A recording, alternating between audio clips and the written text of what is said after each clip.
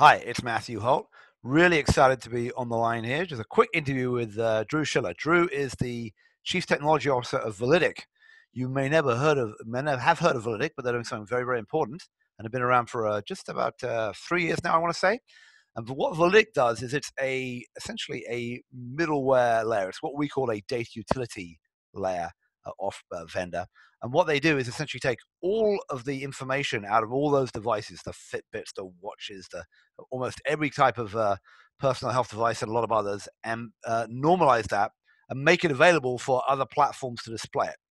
So, Drew, first off, welcome. And did I get that right about what you do? Yeah, mostly right. Yeah, I mean, Mostly Validic, right. That's good for me. that is good. Yeah, you did really well. We're a digital health platform, and we connect data from patient-generated data from digital health apps, wearables, and home medical devices. We standardize and normalize it and provide one connection to the healthcare system. So these are healthcare providers, pharmaceutical companies, healthcare IT vendors, EMR companies, population health management companies, wellness companies, et cetera. So they would come to you and say, instead of, I'm making this up, but let's say I'm a provider or I'm a population health management company. I know that I have a bunch of people out there in the field who've got either a Fitbit or some kind of blood pressure scale, or I don't know, there are probably hundreds of devices now connected to your platform, and say, I don't want to deal with this. Can I essentially get Validic to come in and give me all the data from out there in the field, and you will work with the organizations that are plugging that data in and capturing it? Is that how it works? Is that the service you provide, or is it Yeah, just a platform and somebody will have to layer onto that service? that's exactly right. I mean, you shouldn't, as a healthcare professional, specifically as a CIO, CTO, you don't want to care if a patient is using a blood pressure monitor from Omron or A&D or iHealth or Withings. What really matters to you is getting the blood pressure data. And so Validic allows you to be completely device agnostic, completely platform agnostic, and get that data from wherever it comes in. Okay, so today you guys got a big announcement, which is that one of those players who spent a lot of time with CIOs across the country is is Cerner, obviously one of the probably the two dominant big IT vendors in the nation, and actually internationally.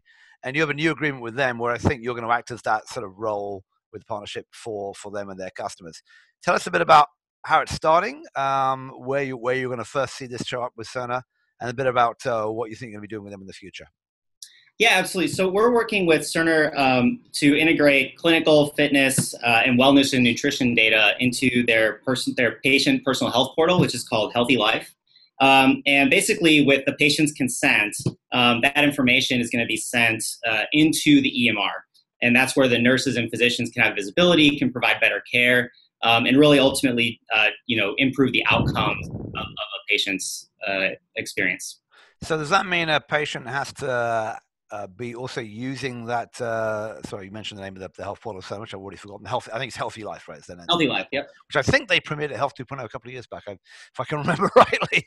And I know they've been doing a Your lot in sort of. success precedes you. It's Yeah, just, well, exactly.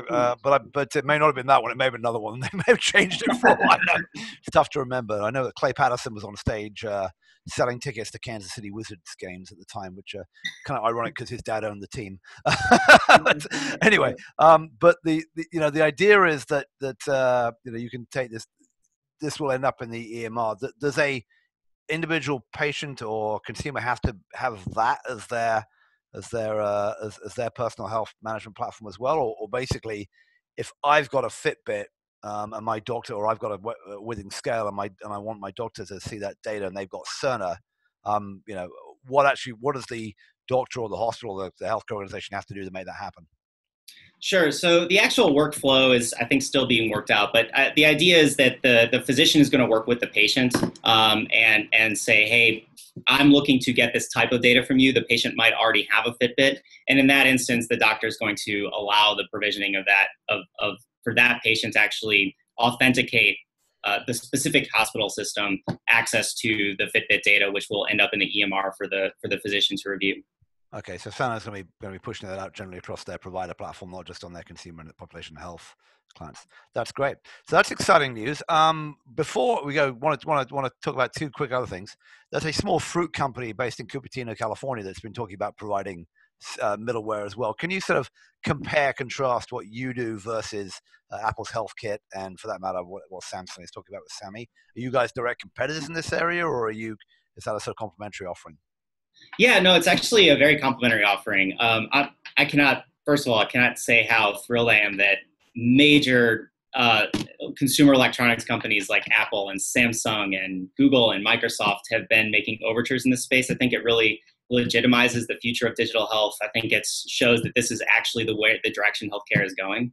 And yeah, Apple is a partner for us. So our customers are actually looking to us in order to help integrate the HealthKit data and help integrate the Samsung SAMI data, et cetera, in order for them to still be able to access all of that data from those disparate sources through one device and platform agnostic. So in other words, although a bunch of people may be logging, a lot of those devices we talked about may actually integrate with HealthKit, not enough may do, and some of them may come through SAMI or whatever else, and you're still going to be that background layer between them and the bigger systems. Is that right? That's exactly correct. That's good. So that's good to clarify that part.